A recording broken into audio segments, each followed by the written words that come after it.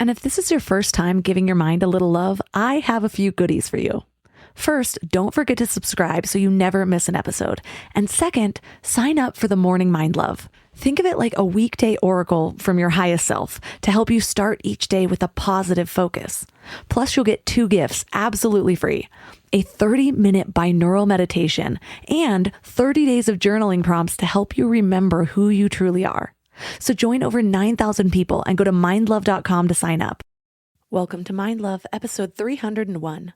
Today's episode is all about functional imagery training, how to go beyond visualization to make your mind crave your dreams and goals. It's the thoughts that we elaborate on that shape our behavior. So this whole body of research grew out of the research in cravings. Really well-intentioned people would set out to give something up, and then they'd hear something or smell something or drive by a place where they used to do something, and suddenly their mind is hijacked by a craving. And cravings are sensory-based. So what they set out to do is, could we teach humans to crave basically what they want? Can we use the science of craving for an old habit? Can we use it for a new habit, for a desired habit, for a goal? So if you elaborate on something with imagery, you're going to be more likely to act on it. Turn up your frequency with Mind Love. Bite-sized brain hacks for seekers, dreamers, and doers. It's time to give your mind a little love with your host, Melissa Monti.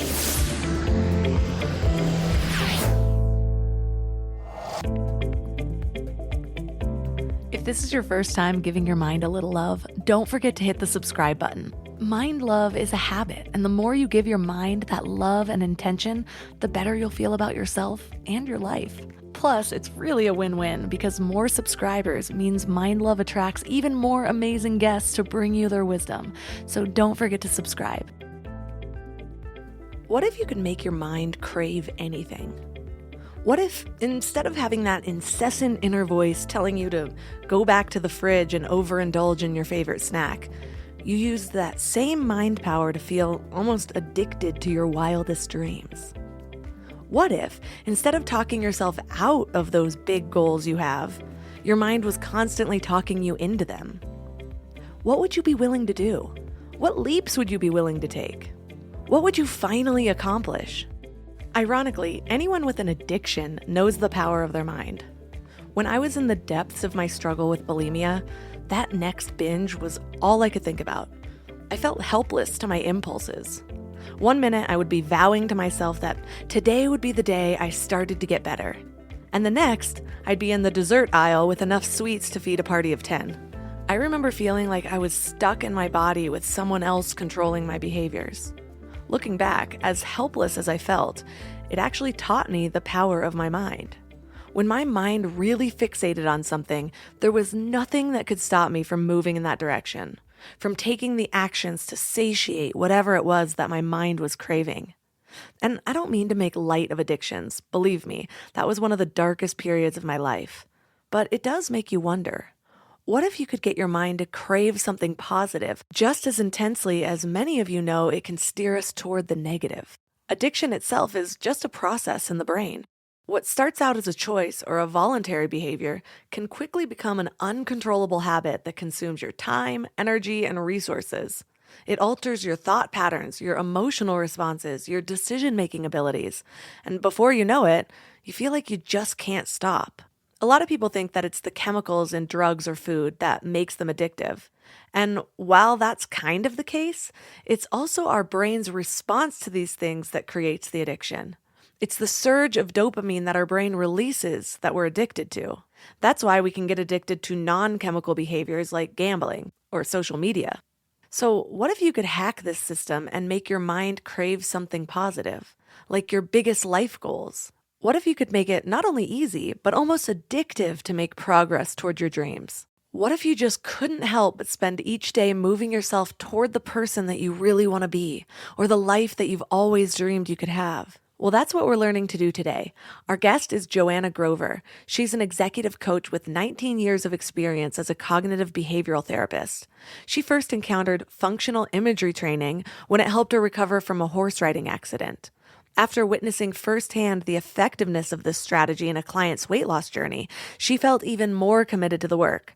She then became the very first person in the US to be certified in FIT, and she's also the co-author of The Choice Point. So 3 key things we will learn are how your mental hurdles are self-imposed and how to overcome them, how to connect your goals to a bigger picture to create internal motivation, and the power of multisensory imagery to make our mind crave anything. I used to be one of those people who had grand plans for a big healthy meal every Sunday night, and I'd make these elaborate meal plans, buy all the ingredients, and then Wednesday would roll around and I'd be staring at that wilted spinach, ordering takeout again. Shopping, planning, and cooking food really can be simple and stress-free, and that's why I love Hungry Root. Hungry Root takes stress out of mealtime by filling your cart with personalized picks and planning your week of meals, getting smarter with every order. With over 15,000 recipes to choose from each week, many ready in just 15 minutes or less, it's so perfect for those nights when you have no energy left. What I love most is their smart cart technology.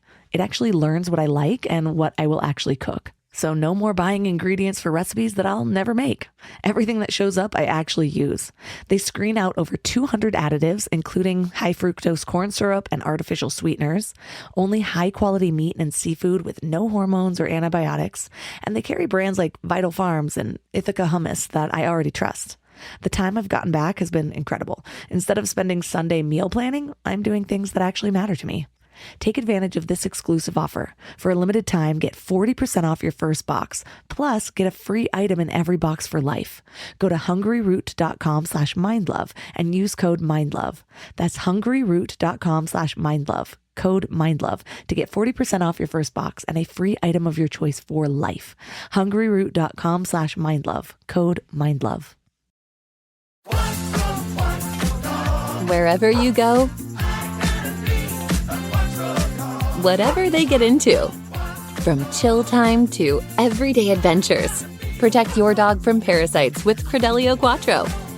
For full safety information, side effects, and warnings, visit CredeliaQuattroLabel.com. Consult your vet or call 1-888-545-5973.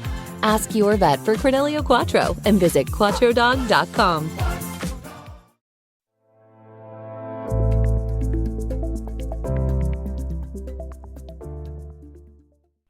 And now let's welcome Joanna Grover to the show. Oh, thank you. Thank you for having me, Melissa. So what inspired your recent book on functional imagery training? It was a long journey there. I spent the first part of my career as a cognitive therapist, mostly treating anxiety, and my specialty was panic attacks. I saw a lot of suffering. I was really looking for something. I was always on the look for tools that could help people. And when I found this particular tool that we talk about in the book, I was the first person trained in it in the US, and I thought, I want to bring this to the world, because it had been sort of housed in academia. So I was really inspired. I guess you could say I was inspired to help alleviate suffering. So let's start with the basics. How is our mental imagery created, and what exactly does it entail? Because I know a lot of people, when they think of mental imagery, they think of just the visuals that pop into their mind, but it seems to be so much more than that. It is. We use imagery all day long, but we don't really know how to harness it to get us closer to what we want. Most of us tend to focus on negative things, and then there's negative imagery, and then it has sort of a spiraling effect. But yes, when we use imagery, we use 7 senses. So it's the 5 that it's sound, smell, touch, taste, vision. And then we add emotion and motion. So emotion and motion, I can kind of grasp the emotional part of it, but what's the motion part? So the motion is being able to feel your body moving in space, right? So to be able to imagine if you're a golfer, swinging the club without actually swinging it. Can you feel the motion? Can you feel your body in motion without being in motion? Oh, that makes a lot of sense. So it's kind of like what you're doing. Is the visual moving or is it static? Is that right?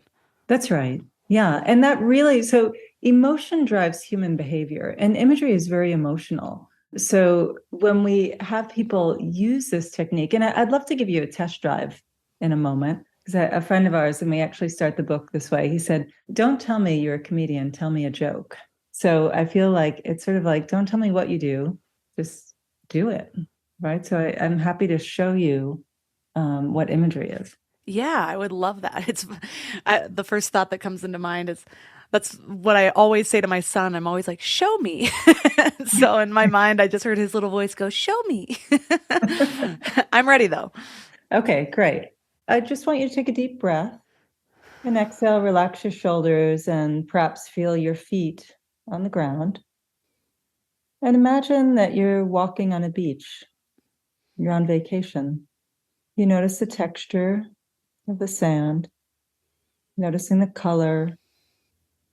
You breathe in and smell. What sounds do you hear? Seagulls, Hmm. ocean waves, Mm-hmm. a So you light walk to the breeze. edge of the water and you decide you're going to run in.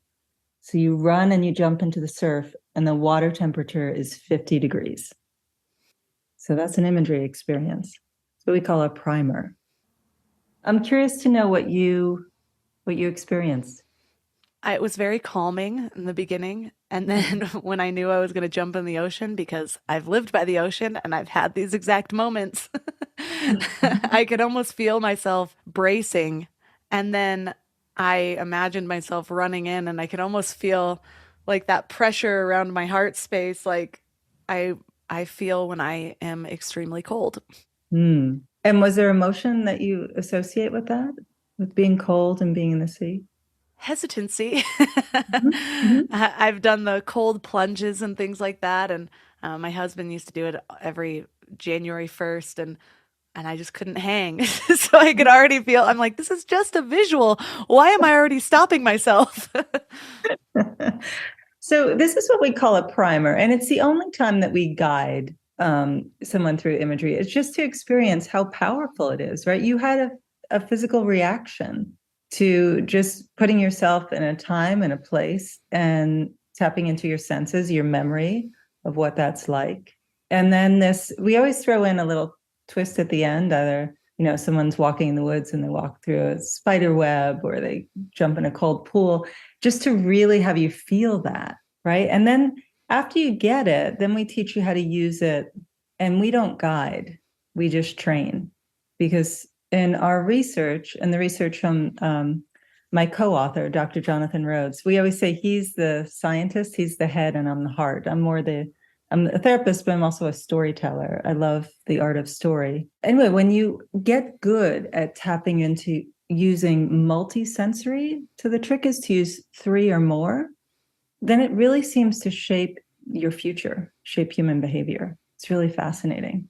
And so is that the main difference of functional imagery training versus, I mean, I'm sure so many people on this show have talked about visualizations or the law of attraction and how visualizations play into that. What is the difference with the functional imagery training? Yeah, great question. So, functional imagery training, again, it's an academic field of study. It's 2 decades old, and from the University of Plymouth. Jonathan Rhodes is one of the developers.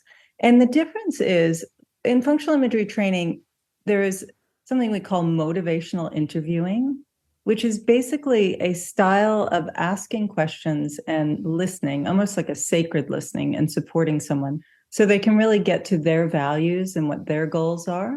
And then we combine that with teaching imagery as a habit, putting yourself in the future and making choices. Our book is called The Choice Point. So that when you get to, let's say, the refrigerator door and you're about to open it, you can use your imagery of the feel of the door handle, the temperature, the way it opens, and you use that imagery to go into what do you want? Whether if you want to be healthy, or you're going to reach for the apple or something else.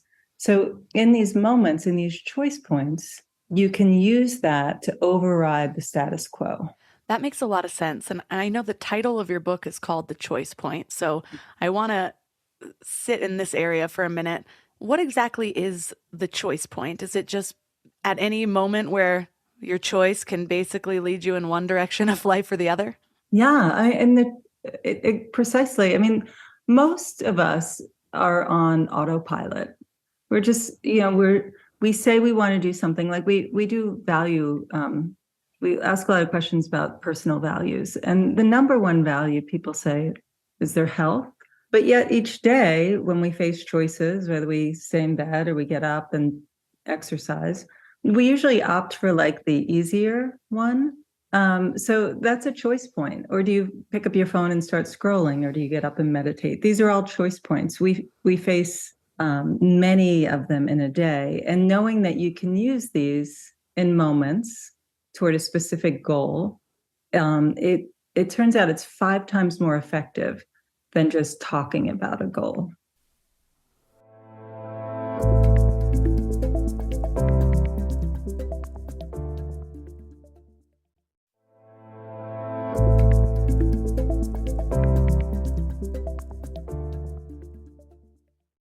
I've heard so many different things about goals. Certain people say when you talk about your goal, it actually decreases your motivation, and other people say it makes you more likely to follow through with it.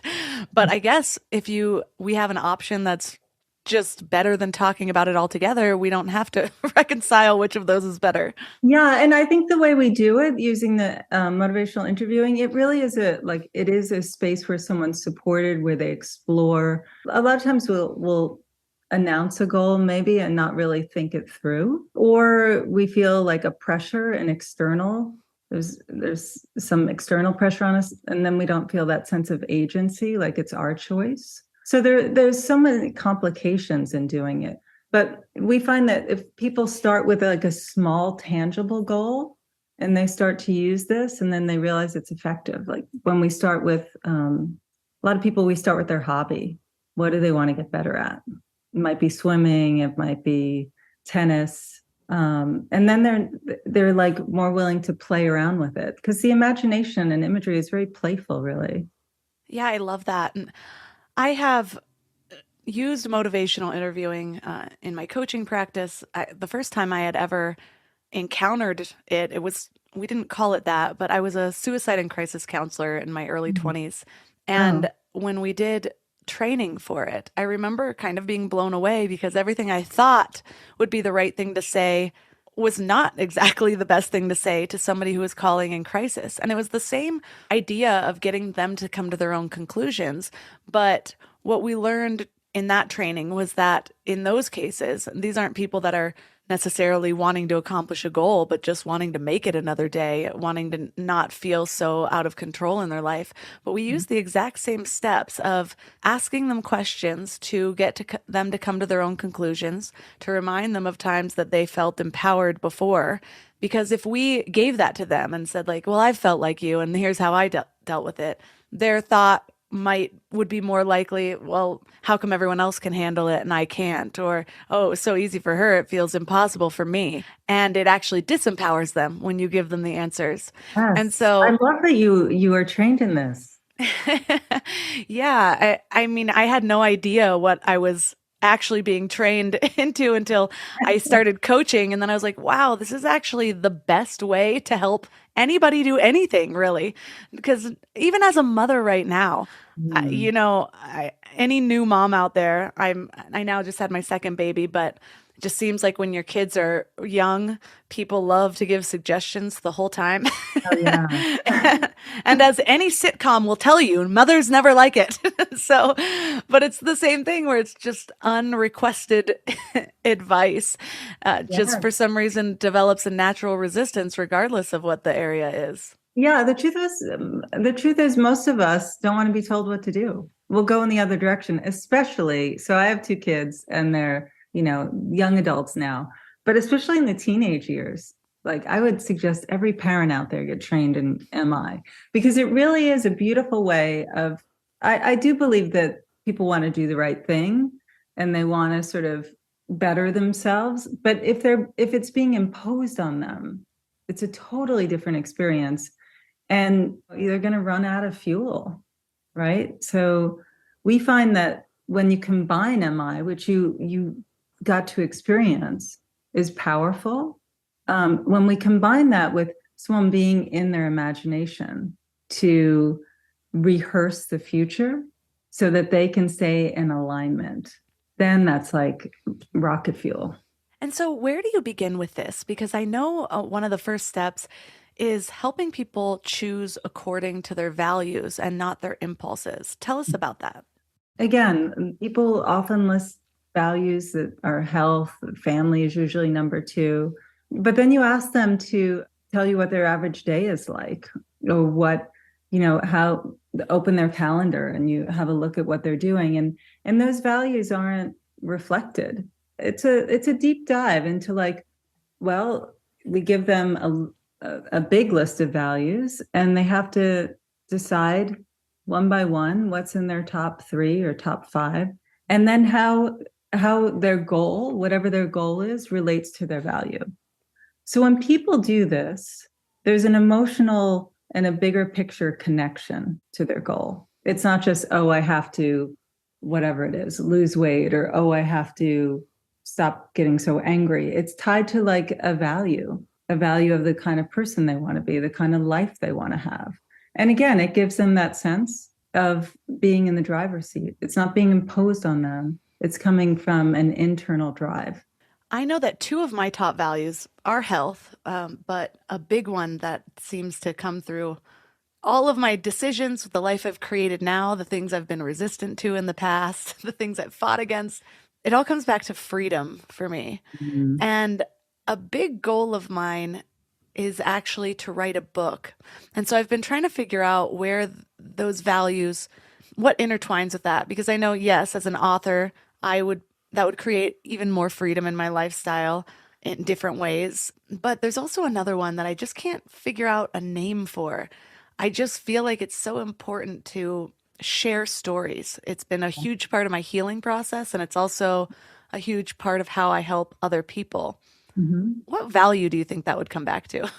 Well, I think sometimes it's linked to more than one, right? There definitely is freedom, right? You give up freedom at first when you're writing the book.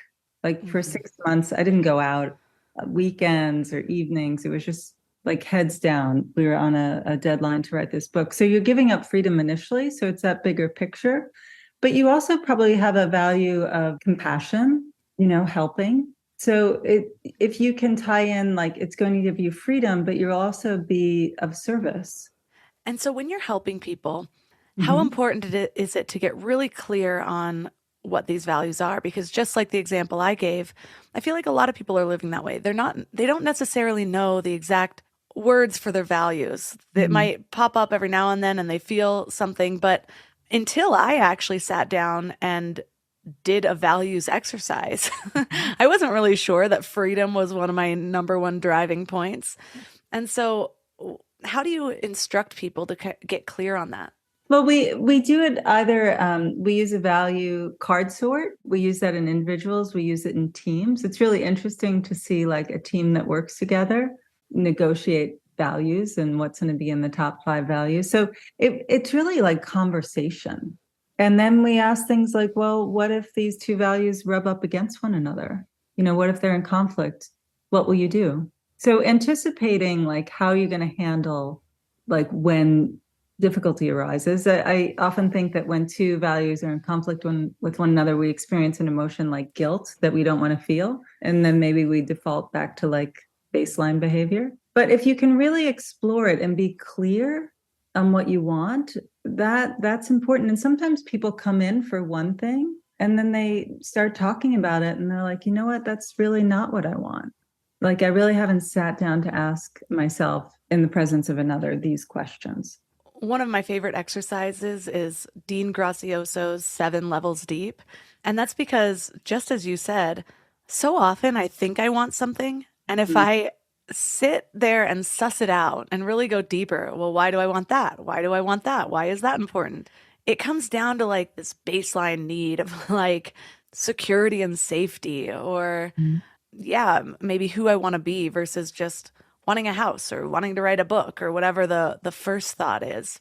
And so I know for me, a lot of times, that's come out through my own internal conversation with some of these structures that people have created to sort of help bring it out.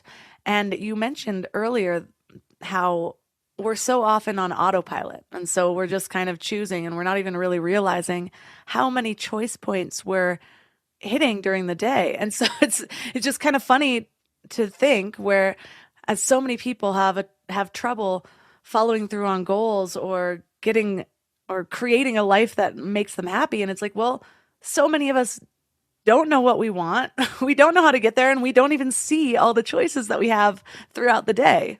Yeah, no, there are so many levels to it, right? Like there's being clear on what you want, and then being prepared for the struggle and the things you're going to have to give up, including the story you tell yourself about yourself. So, it's, again, there's conversations about this, but then we teach imagery as like, you have ways that you rehearse, like in the morning, we kind of habit stack. So maybe when you're brushing your teeth or the tea kettle's on or the coffee is brewing, that you spend, it could be 30 seconds, it could be 3 minutes, just reviewing what's one thing I can do today to get me closer to my goal.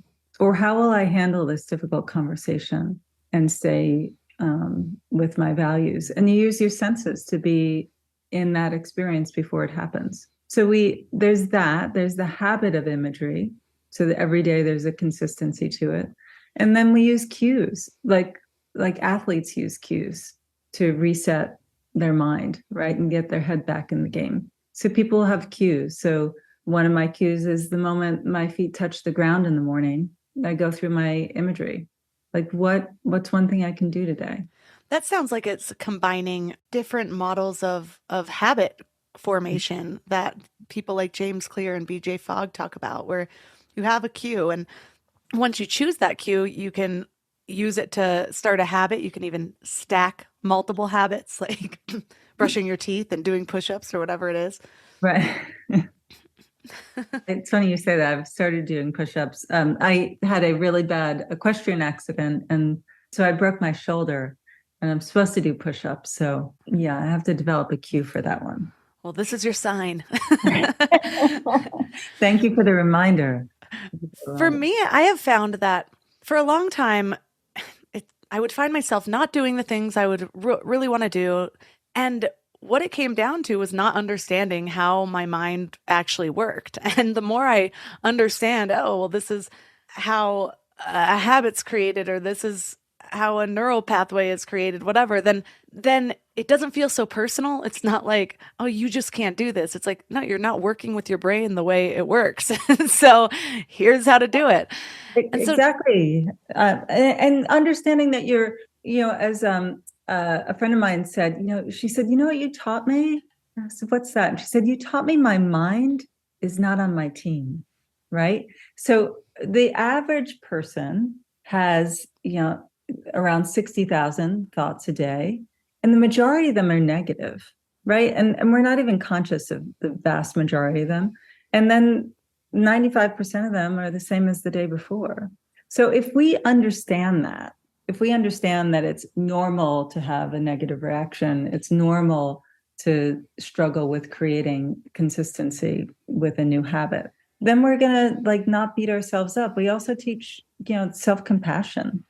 That's part of we can often set out on a goal, and then we'll have a bad day and we'll regress, and then we'll beat ourselves up and, just sort of throw our hands up in the air. So we have people anticipate that. What will you do if you have a rough day? How will you handle that? And how will you handle it compassionately, as though you're talking to a friend? I call this my oh shit plan. and I always have one, because that's the thing. Something comes up and my mind will say, well, it's just this one time because this happened and you couldn't have expected this.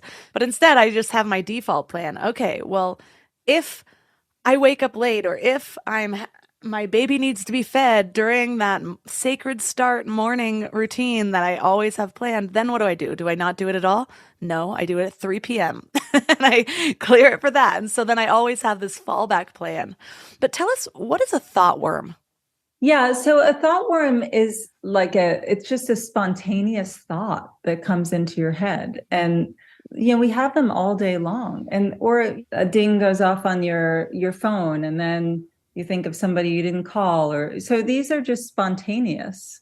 The theory of functional imagery training is if we're in a passenger seat, these thought worms can distract us. We go down this hole or that hole. But when we realize that it's the ones that we elaborate on that shape our behavior, right? So it's the thoughts and the imagery that you elaborate on are the ones that will shape your behavior. So for example, so this whole body of research grew out of the research in cravings. Like really well-intentioned people would set out to give something up, and then they'd hear something or smell something or drive by a place where they used to do something, and suddenly their mind is hijacked by a craving.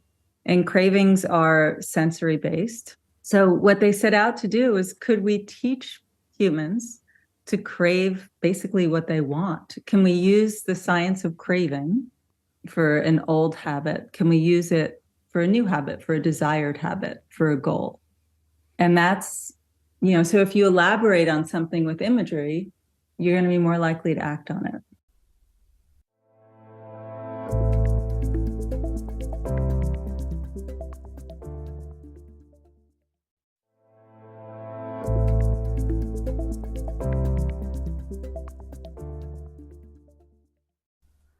My best friend and I were just talking yesterday about cravings, actually.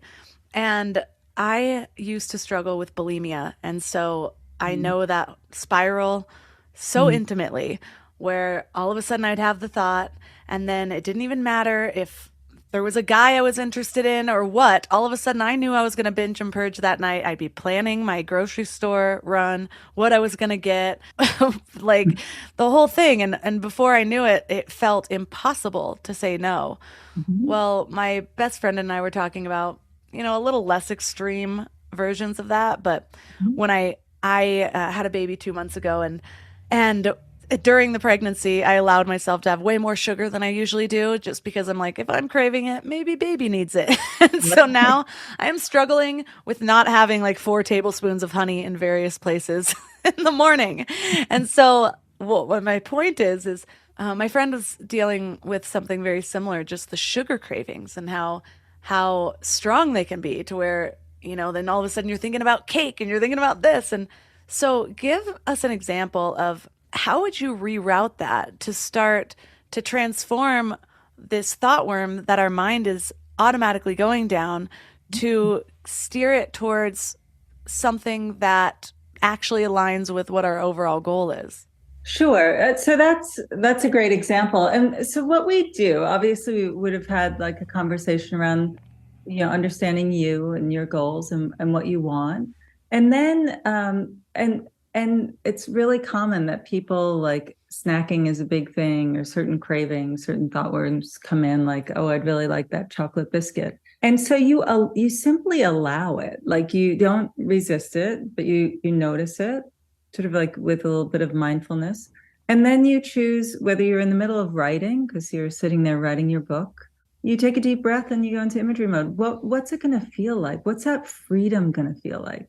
What's it going to feel like when you hand that book to somebody who really needs it, who's going to be touched by your story? And suddenly the desire for a chocolate biscuit is gone. Wow. So I assumed that you would be rerouting it to like an apple instead, but it sounds like we can just reroute the thoughts in any direction at all. Again, it has to come from intrinsic motivation, and that's your values, right? What's that going to feel like when you do that thing that you have really wanted to do? And one of the ways that the mind, where the rubber hits the road, is we use something called mental contrasting. And that's when I first studied this work, I was like, oh, this is the hardest part to practice, because I'm going to ask you, what is it like if you don't write that book? So you set a goal that you want to write this book in X amount of time, but other things have gotten in the way. And what's that like? I feel a pit in my stomach, like failed potential, because I know myself. And when I put things off, I don't often swap it with another behavior that goes towards a different goal. It's like, well, if I'm already slacking, I'm going to slack hard, and it'll be like Netflix binges or something. Yeah, and you're not alone. Yeah. And so I know that if I'm putting this off, something that I really want to do, and it just keeps increasing every year, then I've probably filled that time with so much wasted space. And especially now that I have kids, I'm just noticing how fast time flies, and Mhm. it's almost scary. It's like, wow, pretty soon this will all be over and I'm just going to want this time back. And you spend all this time resisting the present moment. Mhm. So Yeah, so basically, it doesn't feel good. it's so good, right? There's a pit and there's this emotion that I don't know if you want to tie an emotion to it, but It feels like grief. yeah. Oh, it's very powerful. And then, and if we're really in a session, I would take time to let you stay here a little bit. Like, what's that smell like? You know, is there a taste? How does that feel with the people you're interacting with? And how do you talk to yourself? And, you know, really putting you in that future where you don't reach your goal. And then we contrast that to, okay, let's come back to the room, take a deep breath. And now we're going to put you in the future where you do accomplish your goal. It hasn't been easy, been some tough moments, but you've stuck it out and you have accomplished what you set out to do. And just really breathe that in. Yeah, it feels light and I feel proud. And Hmm. not, and the interesting thing is it's not even just proud of myself. I feel proud of what I get to model for my children. Hmm. Oh, I feel like I'm going to cry. Wow, this is powerful. It is powerful. And it's something you're going to remember when you come to a choice point, because the truth is you get to choose. So, what have you found with the people that have had the most success with this in creating a daily imagery practice? Is it always going towards like the single goal? What if somebody doesn't necessarily have a goal, like writing a book? Mhm. Can they still use a daily imagery practice? Really. I mean, I'll just tell you and all your 90,000 listeners, I hate the word goal. I'm like a very resistant, maybe it was all the years of like, you know, very disciplined school I went to. But I like goal to me, and I'm not alone in this, feels rather oppressive. Like, oh my God, here's this mountain I have to climb. And everyone's different with it, right? So for me, it does help now when I can look at a goal tied to my values, tied to the life that I want to live, and not tied to some like major homework assignment. But then it can apply to relationships, right? It can apply to like, what kind of parent do you want to be? When I walked a client through, and she was an executive at a big bank, and she had some real struggle with just losing her temper. When we walked through this experience of, and she, like you, had young kids, what's it like if this continues and her kids see this? What's that like for her? And can she see it through the eyes of her child? Right. And that's deeply emotional. And then you contrast it with who do you want to be? Like, how do you want to show up?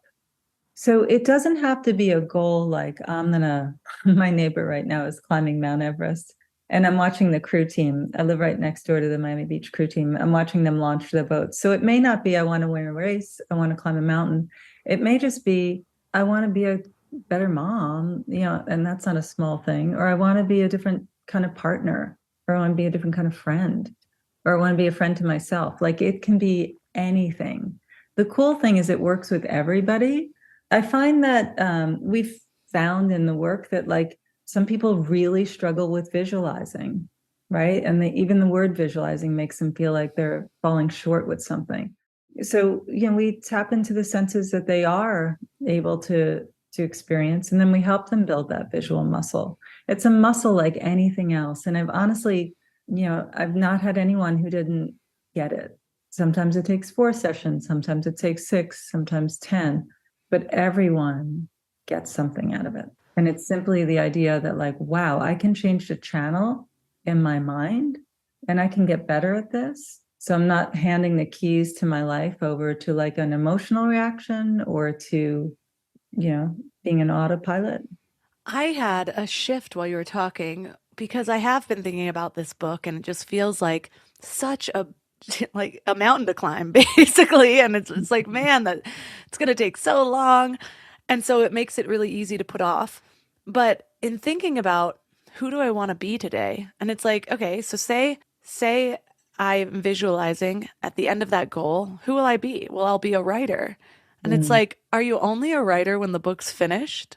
Or are you a writer the moment that you make the choice to start writing? And in that moment, then it's just like immediately after the choice point, you get the reward that you're seeking. You're like, I'm going to wake up today and I'm going to be a writer. And so if I look at it that way, then all of a sudden it isn't this mountain to climb. It's just one step to take. That's right. That you got it exactly. But it's your narrative. Like your narrative initially was, I'll be a writer when I publish a book. No, you're a writer when you're writing. Yeah. You talked about how people have a hard time visualizing. And I can visualize. And for some reason, it is also it's so easy for me to be distracted in the middle of it, to where I'm like, okay, I'm going to sit down to visualize. And I'll even be sitting down for a full 20-minute meditation. So it's not like I'm getting up and going and doing something else. But I'll be like, I'm going to use this meditation to visualize. And I will start, and it probably lasts 30 seconds, and then I lose it. And so how do you teach people to build that muscle and push past the moment when they want to quit? Yeah. Well, first of all, 30 seconds is fine. Like if you're an athlete and you're in the heat of the game, you have seconds to reset sometimes. So it's not a matter of like, you have to do it for 20 minutes. You have to do it for like 3 seconds is fine. 30 seconds is fine. And it's like anything else. The more you practice it, and again, we suggest people start small, but then, the more they practice it, the better they get at it. So usually those mental hurdles, they're all like self-imposed for the most part. And once you realize that, like, for example, Jonathan, my co-author, he's worked with the British Commandos, and they're like our Navy SEALs. And they have this horrific training where they like carrying all this weight. They're alone at night, and there are these divots in the moors that some of them have snakes, can break your ankle. And they're told that they have to get to a certain destination. But the entire time, or at certain points in the journey, there's someone alongside of them telling them to quit, and that at any time they can get into a warm minivan with coffee because they don't have what it takes.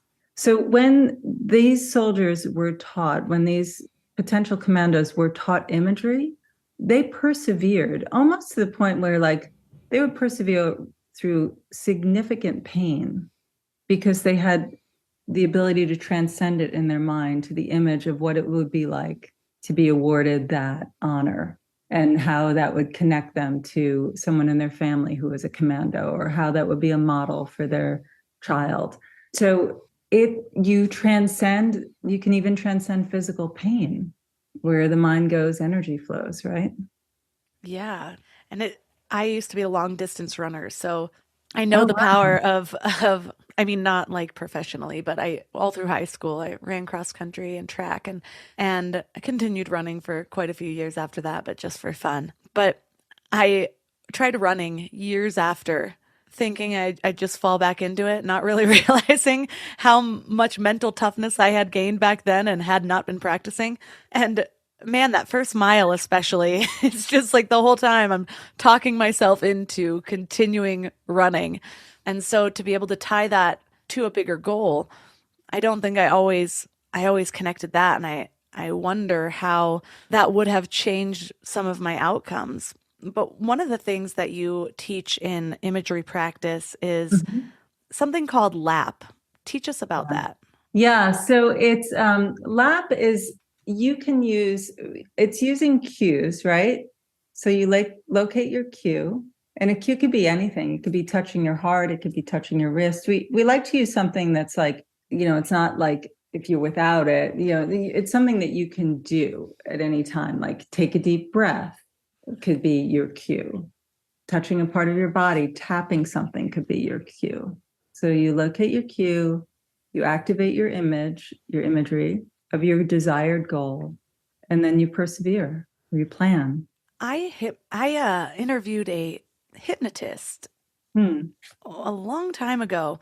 How to hypnotize yourself to do best things was the name of the episode.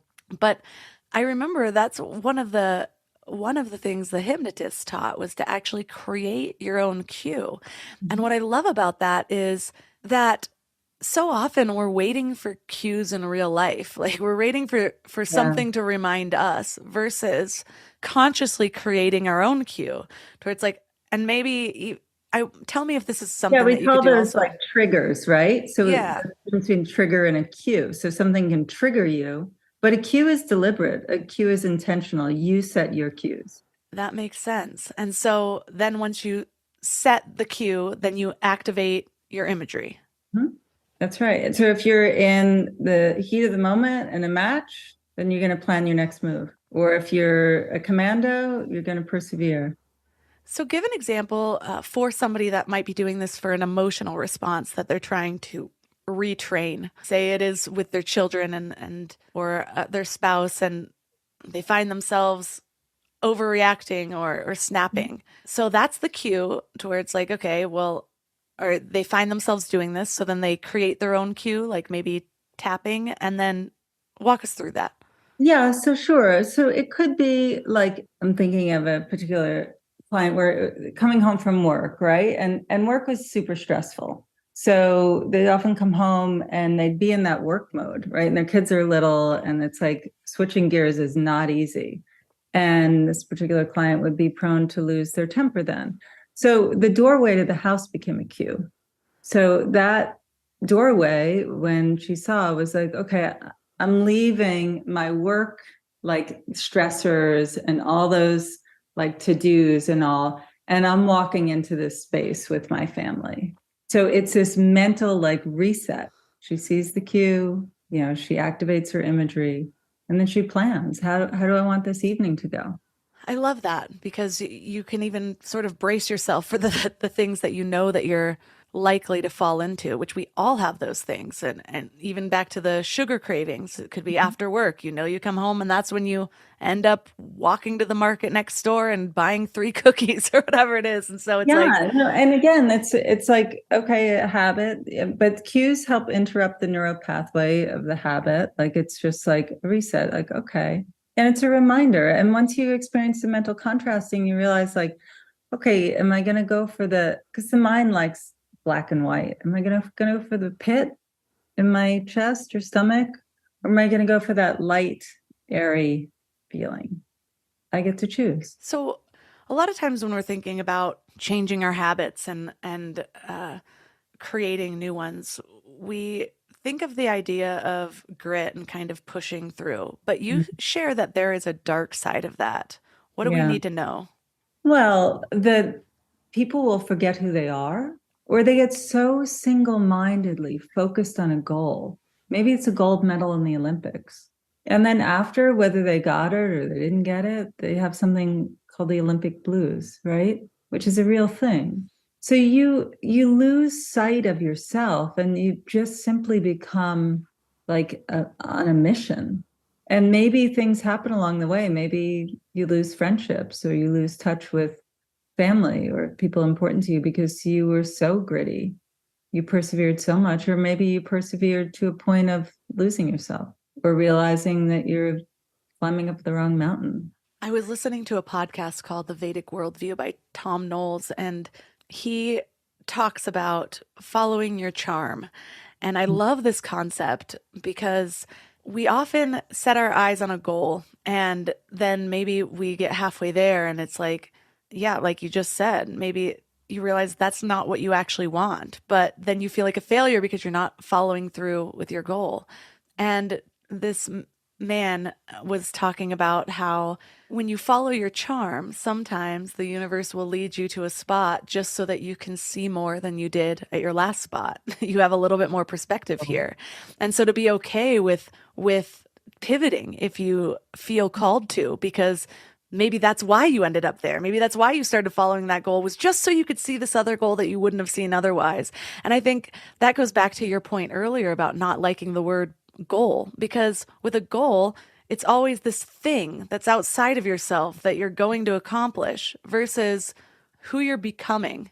And you can still have goals while you're focusing on that. Like, I want to be an Olympic gold medalist. It's like just a shift rather than I just want to win the 2024 Olympics and whatever. And because that's where the end point is.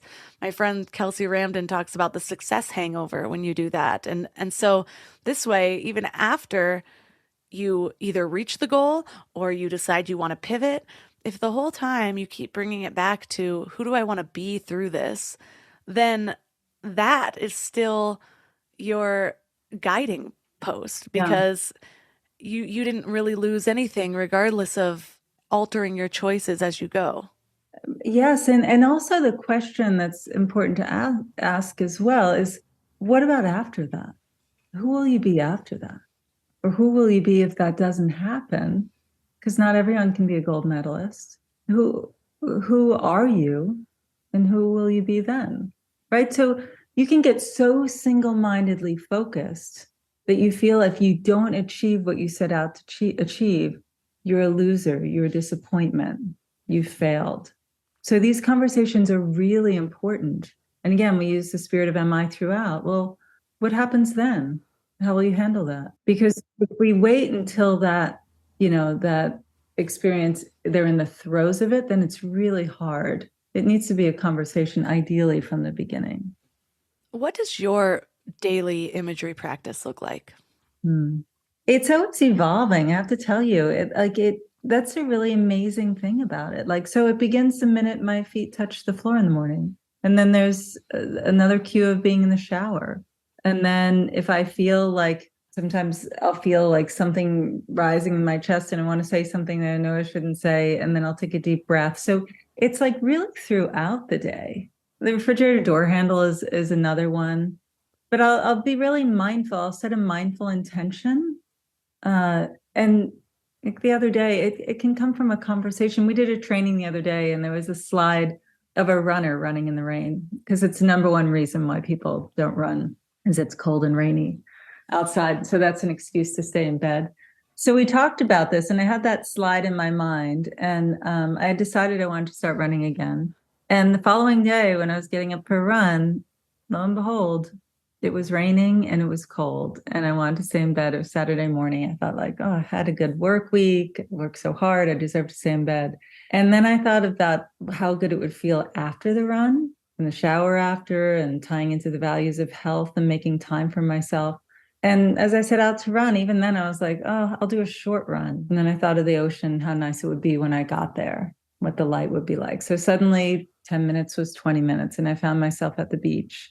And then there's a feeling of accomplishment as you run home. So it's like at any point in the day, you can use it to just be like a better version of yourself, to not just react.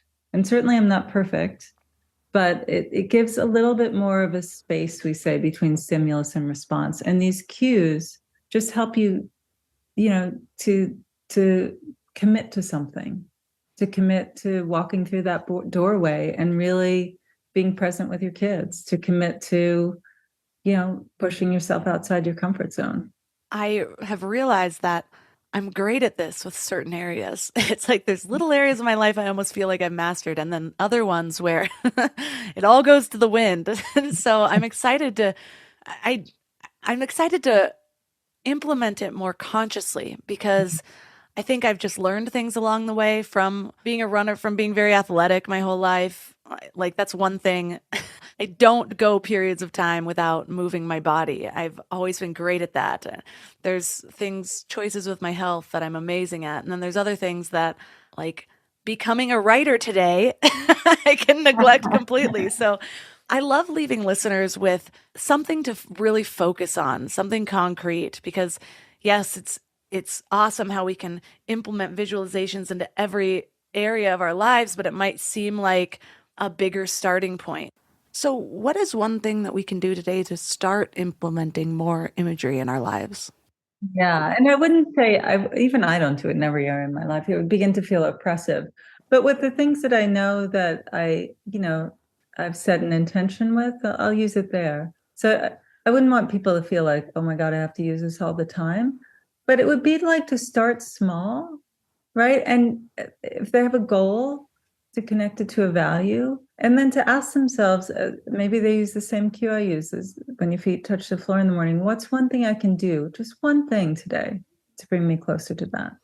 And can I commit to that? Well, Keep it small, start small. Well, thank you for all the research that you've put into this and for bringing some of these things that are known more in the academic worlds to the public because it's so useful. I love how practical and actionable this episode is. So for listeners that are interested in learning more about you and functional imagery training, where's the best place to connect and find your book? Oh, sure. Well, they can find the book online. It's called The Choice Point. Our website is imagerycoaching.com. So we do trainings and there's a great community. We say we're building a movement. So you can pre-order the book. We'd love to have you pre-order the book. If you order a certain number of books, then you get like a free coaching session with either John or I. So there's some great incentives right now.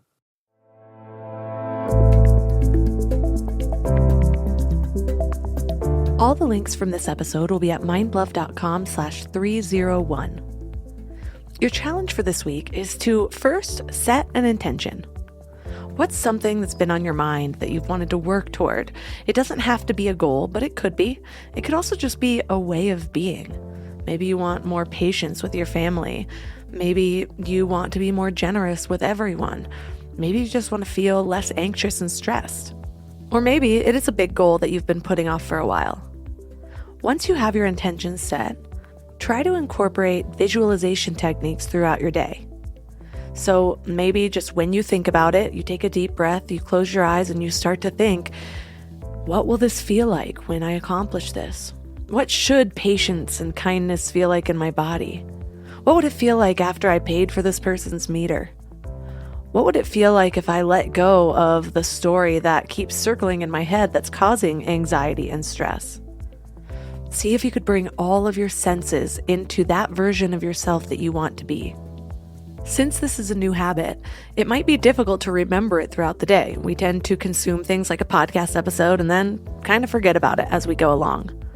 So it might be helpful to set an alarm, maybe 3 times throughout today, maybe 10, however many you feel called to do, and have it remind you to visualize. And then when you hear that little alarm go off, you take a moment and you visualize what you're working towards. Or you can have a trigger or a cue. It could be something that you do while you brush your teeth, while you wash dishes. So let me know how it goes and share some of the ideas that you come up with. Reach out to me on Instagram at mindlovemelissa. Don't forget, you can also join the MindLove membership at mindlove.com/membership. There's all sorts of masterclasses, meditations, and other bonuses, including ad-free listening to the MindLove podcast. You can also find my sponsors at mindlove.com/sponsors. And if you loved this episode, consider sharing it by taking a screenshot and tagging MindLove Melissa and MindLove Podcast. And that's all for today. So thanks for giving your mind a little love today, and I'll see you next week.